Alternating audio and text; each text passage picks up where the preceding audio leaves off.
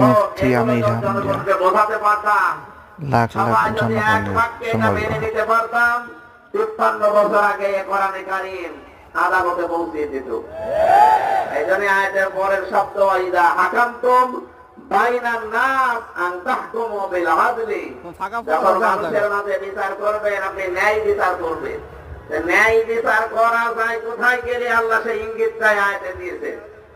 এজন্য আমরা এই আয়াতটার সামনে বাস্তবে দেখতে চাই। আপনারা রাজি আছেন না ইনশাআল্লাহ?